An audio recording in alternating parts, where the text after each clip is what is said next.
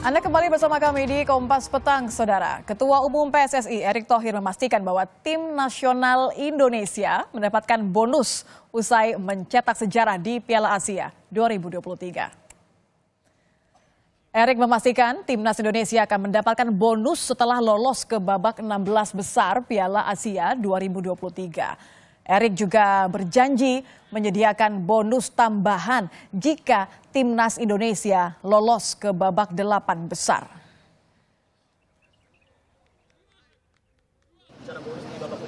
Ya kalau 16 besar kan udah ada bonusnya. 8 besar ya ada lagi loh. Kan yang enak itu. Jadi jangan bicara bonus dulu, bicara prestasi, alhamdulillah bonus gitu.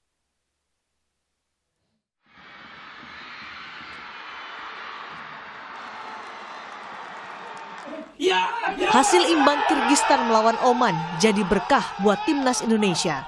Karena hasil itu mengantarkan timnas Indonesia lolos ke 16 besar Piala Asia sebagai salah satu peringkat 3 terbaik. Pemain timnas yang melihat pertandingan itu langsung bersorak setelah memastikan lolos ke 16 besar sekaligus mencetak sejarah baru. Pelatih timnas Indonesia Shin Tae-yong menyebut, meski perjalanan timnas di babak penyisihan tak mudah, pemain selalu bekerja keras di setiap pertandingan hingga akhirnya bisa lolos ke 16 besar. 너무 좋고,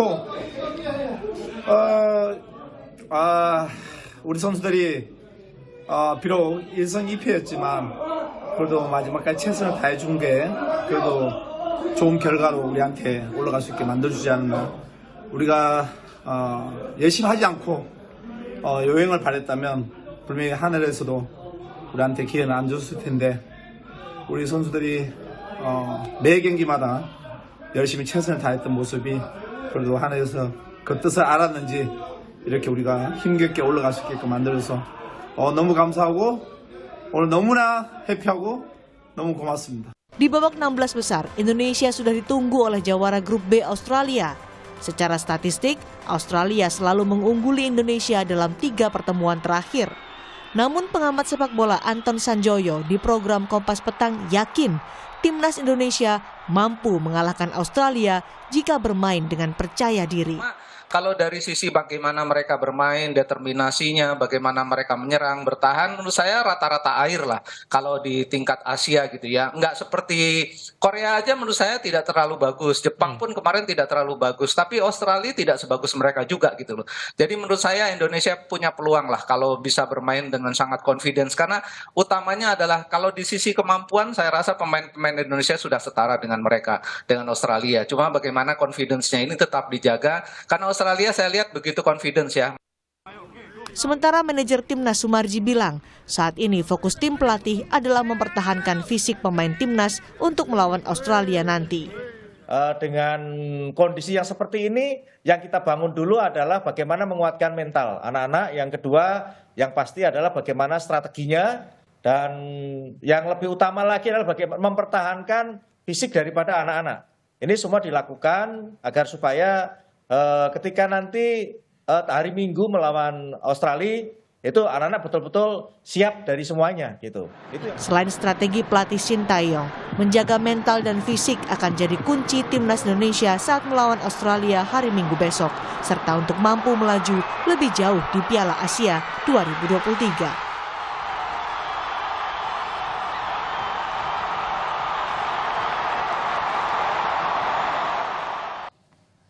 Rasa bangga dan ucapan selamat untuk timnas Indonesia yang pertama kali lolos ke babak 16 besar Piala Asia 2023 disampaikan Presiden Joko Widodo.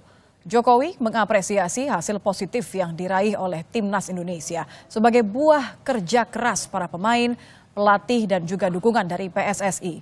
Presiden pun berharap pasukan Garuda bisa kembali tampil baik pada laga berikutnya melawan Australia.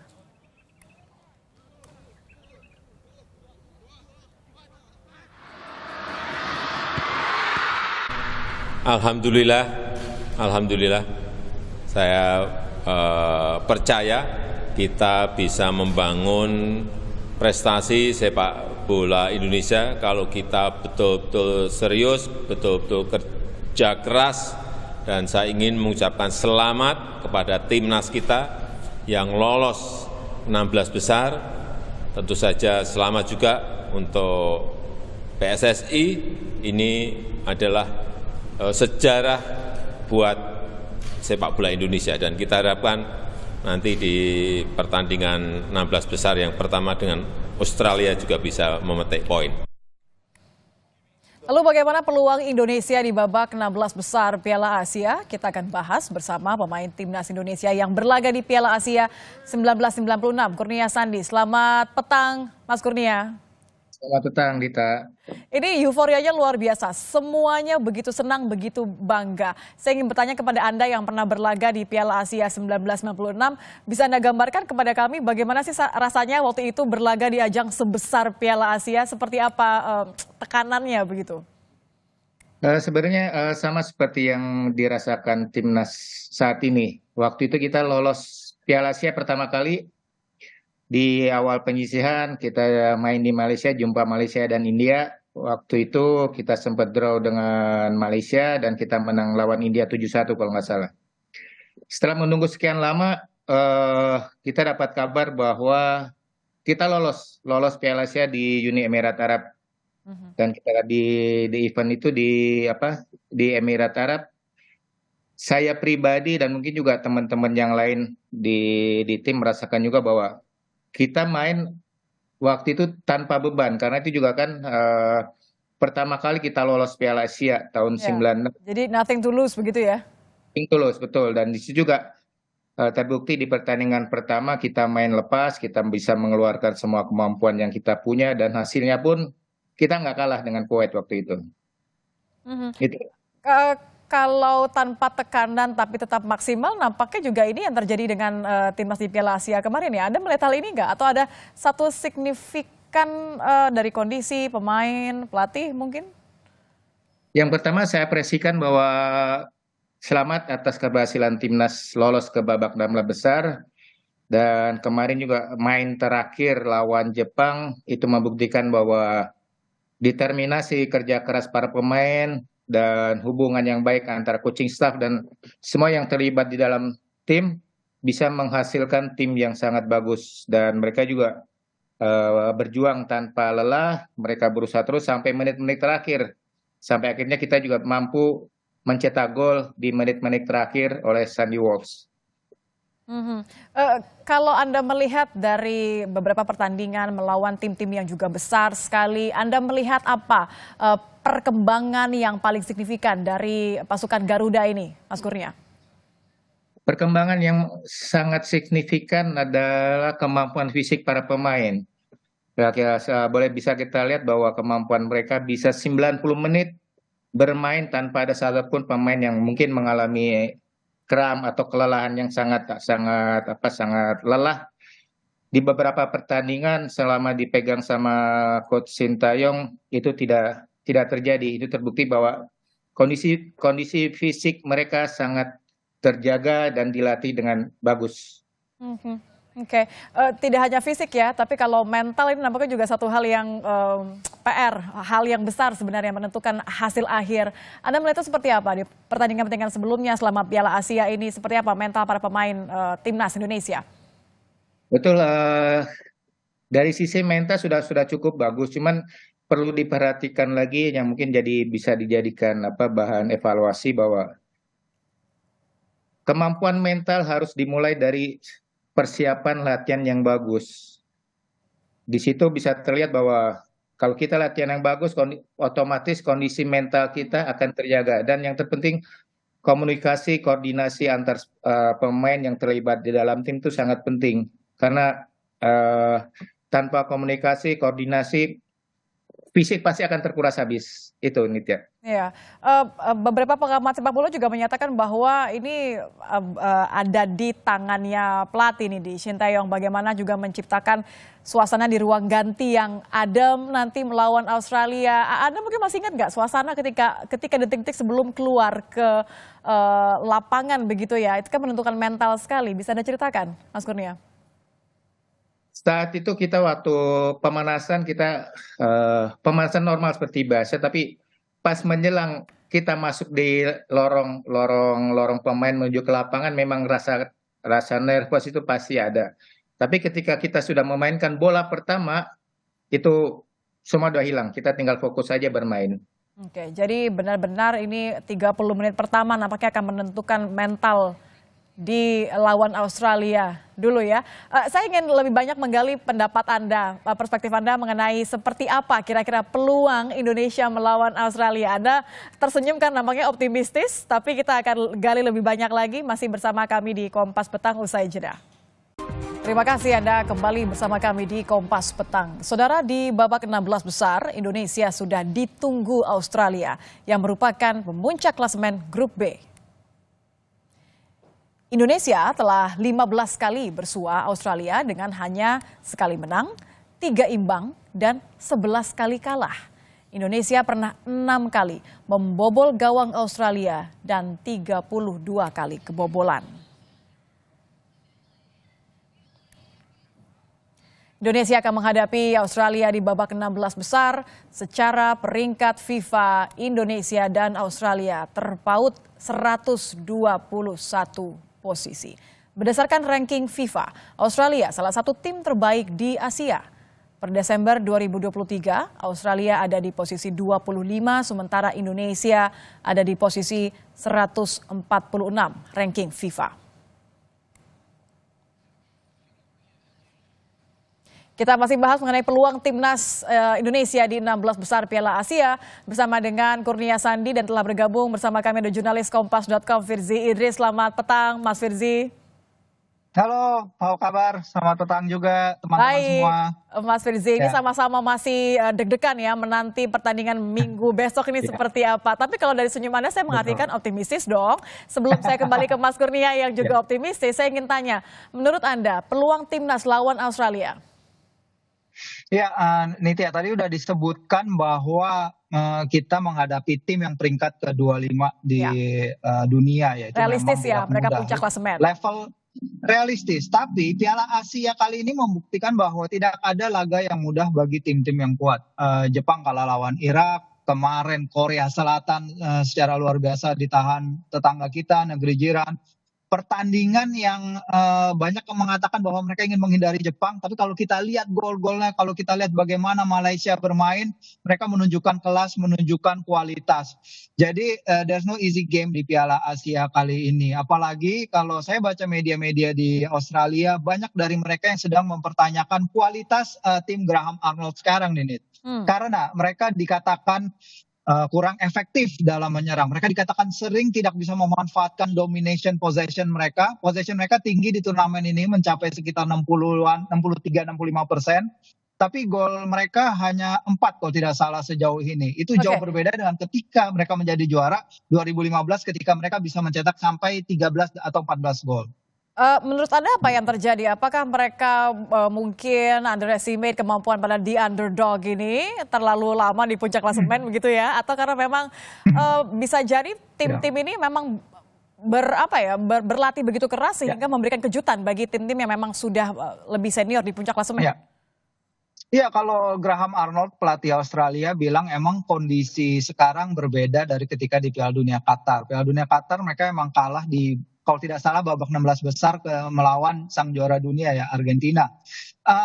Dari tim ini hanya 12 atau 14 pemain yang tersisa dari tim di Qatar. Jadi memang banyak pemain di skuad ini yang baru. Jadi itu pertanyaan yang disampaikan ke Graham Arnold. Tapi Arnold itu dia juga sangat kritis terhadap para pemainnya. Dibilang kita sudah melakukan skema, positioning, flow of play. Tapi di depan itu ketika dalam game situation itu semua tergantung ke individu. Jadi dia menyorot beberapa individu di lini depan dia yang kurang tajam dalam penyelesaian peluang. Itu yang menjadi sorotan dari media-media Australia sejauh ini nih.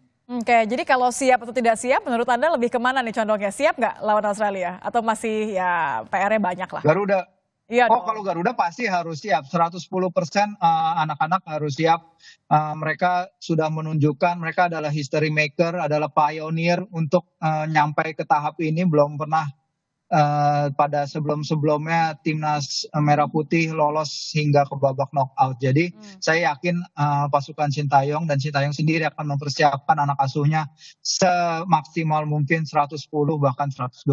120%. Saya harus tanya ke Mas Kurnia nih, kalau Mas Firzi mengucapkan 120%, menurut Mas Kurnia berapa nih kira-kira optimisme yang diberikan untuk pasukan Garuda? Baik, untuk optimisme sih pasti ya, saya sependapat dengan Firzi bahwa peluang untuk menang lawan Australia terbuka lebar. Tapi itu kita kembalikan lagi ke persiapan tim, apakah mereka sudah siap atau tidak. Yang terpenting adalah mental di sini, mental bertanding, mental menghadapi lawan. Kita jangan lihat kita mau lawan siapa. Yang penting kita persiapan diri yang matang, jangan pedulikan lawan. Kita peduli dengan tim kita dulu sendiri. Dan seperti saya bilang tadi bahwa tidak ada lawan yang tidak bisa dikalahkan. Tidak ada lawan yang tidak bisa dikalahkan. Artinya kalau kita pernah di sejarah 6 kali membobolkan gawang begitu ya, masih ada kesempatan untuk mengulang lagi begitu ya nanti di pertandingan hari Minggu lagi. Saya kembali ke Mas Firzi. Mas Firzi, kalau begitu kan secara di atas kertas ya, rankingnya oke lah jauh, pengalamannya juga jauh. Tapi justru pengalaman ini menurut saya akan menjadi mahal sekali untuk pasukan Garuda. Ini adalah tim masa depan. Anda melihat apa saja yang harus dipelajari nanti di pertandingan hari Minggu? Apa yang harus kemudian diperhatikan betul? Ya betul, yang harus diperhatikan betul menurut saya adalah second phase of play ya. Ketika bola berada menuju tengah lapangan, karena secara permainan Australia mencatatkan lebih banyak memenangkan kembali possession di area lawan ketimbang negara-negara lain di turnamen ini. Bahkan lebih tinggi dari Jepang ya, 7 kali memenangkan possession lebih tinggi dari Jepang di area permainan lawan. Kita tahu Coach Shin akhir-akhir ini suka build up play dari belakang. Ketika situation membutuhkan, kita punya Hapner, kita punya Justin, kita punya Elkan yang bisa mengalirkan bola dengan bagus dari tengah. Kita punya Marcel yang ketika mendapatkan possession dia juga bisa mengolah, melakukan transisi. Kita suka keluar build up dari belakang. Nah ini yang harus diperhatikan agar tidak kecolongan ketika melakukan penguasaan bola dari belakang. Karena ini yang terjadi pada laga lawan Jepang, karena ketika beberapa pemain itu kalau yang saya harus sorot mungkin dari kedua flank ya, Yakob dan Egy dan Yakob itu hanya melakukan satu operan sukses hingga menit 50-an. Ini karena pressing lawan yang emang keras ketika melawan Jepang. Jadi ini yang harus jadi perhatian juga ke depannya. Bagaimana melepaskan diri dari pressing lawan dan bisa melakukan transisi bola yang efektif di build up serangan. Oke, saya kembali ke Mas Kurnia. Mas Kurnia, ini kan Ketum PSSI Erick Thohir mengatakan bahwa nanti akan ada bonus lagi kalau lolos ke 8 besar. Menurut Anda seberapa efektif ini bisa menambah semangat para pasukan Garuda? Sebenarnya bagi kami terutama pemain ya, rangsangan hal itu sangat berpengaruh. Tapi kadang kalau kita kembalikan lagi ke pemain, kalau kita fokusnya hanya untuk ngejar bonus, itu pasti tidak 100% kita dalam bermain. Jadi jangan sampai gagal fokus begitu ya? Betul. Terus satu lagi, ini ada tambahan dari untuk ulasan yang diperhatikan tadi. Jadi hati-hati di turnamen ini kan kita sudah Piala Asia kan sudah menggunakan VAR. Jangan sampai kita berbuat hal-hal sekecil apapun pelanggaran yang kita buat pasti akan terlihat. Contoh kemarin di menit-menit awal Jordi Amat mengerangkul pemain Jepang.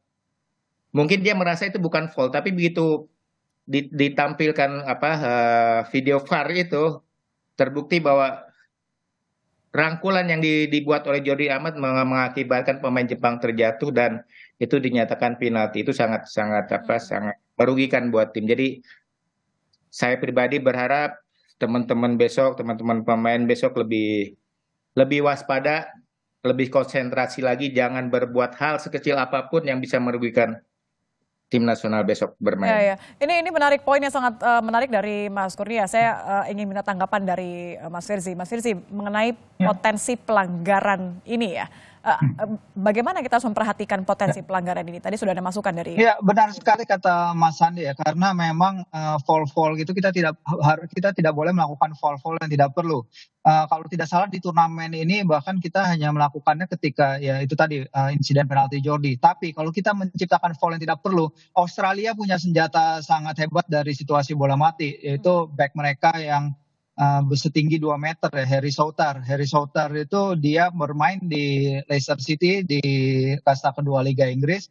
Dia udah mencetak 10 gol dari hanya 25 penampilan di level timnas. Proporsi golnya sangat besar sekali untuk seorang back. Bahkan kalau tidak salah lihat dari skuad sekarang dia itu pemain tersubur kedua gitu di skuad Australia yang sekarang. Jadi ancaman yang sangat besar dari situasi set piece. Kalau anak-anak kehilangan bola, terutama dari transisi positif ke negatif, ketika dalam posisi negatif, kalau mulai kecolongan bola, kalau bisa hindari melakukan pelanggaran yang tidak perlu, terutama di area-area half space atau area mendekati kotak penalti. Karena tingginya pemain itu mungkin hanya Elkan yang bisa menandingi. Ini postur juga sesuatu yang tidak boleh diabaikan ya. Oh betul, kalau kita menghadapi seorang back setinggi hampir 2 meter pasti akan jadi suatu catatan. Itu tadi, walaupun Jordi Sandy bermain di Eropa, Jordi dulunya bermain di Eropa, tapi menghadapi back setinggi 2 meter itu pasti juga akan menjadi catatan khusus dari pelatih Sintayong pastinya. Salah satu yang menjadi spesialisasi dari Sintayong adalah formasi tidak selalu dipaksakan sama. Kalau berkaca dari melawan Jepang, seperti apa kira-kira menurut Anda idealnya formasi untuk melawan Australia besok? Iya, kalau menurut saya memang Sintayong ya benar kalau kata Nitya tadi bagaimana Sintayong suka memperlakukan posisi yang tidak bisa ditebak, karena setiap kali line up Sintayong keluar pasti kami di media selalu nanya, ini mainnya sistem apa, ini bermainnya skema pemainnya di mana saja, positioning pemainnya seperti apa, karena kita punya beberapa pemain yang hibrid yang bisa bermain di beberapa posisi sekaligus. Tapi kalau menghadapi ini di Australia ini kayaknya kita masih akan tetap memakai formasi 3 back kalau tidak ada pemikiran lain dari Shin dan coach kepelatihannya menjelang laga. Tapi yang saya ingin lihat juga semoga kondisi Ramadan Sananta membaik dan Dimas juga membaik agar coach Shin punya opsi lain ketika pertandingan memasuki babak kedua ketika keadaan membutuhkan. Oke, bagaimana menurut Mas Kurnia untuk formasi ini? Seperti apa idealnya, maksimalnya kalau dari sisi pemain ya? Pasti kan semua pengen main diturunkan. Tapi menurut Anda yang paling efektif untuk memenangkan Indonesia melawan Australia? Untuk case ini bukannya saya tidak mau formasi yang ideal itu saya serahkan kepada Sintayong aja. Dia lebih tahu bagaimana taktikal, siapa aja pemain yang cocok untuk taktikal nanti lawan Australia. Yang terpenting saya pribadi berharap timnas Indonesia bisa memberikan hasil yang terbaik di pertandingan besok. Oke, kita berharap dan yakin bahwa timnas pasukan Garuda ini akan memberikan yang terbaik. Kita tidak boleh menambahkan pressure, menambahkan doa saja kalau begitu. Terima kasih Mas Kurnia Sandi, terima kasih Mas Vinicius sudah bergabung bersama kami di Kompas Petang. Terima kasih.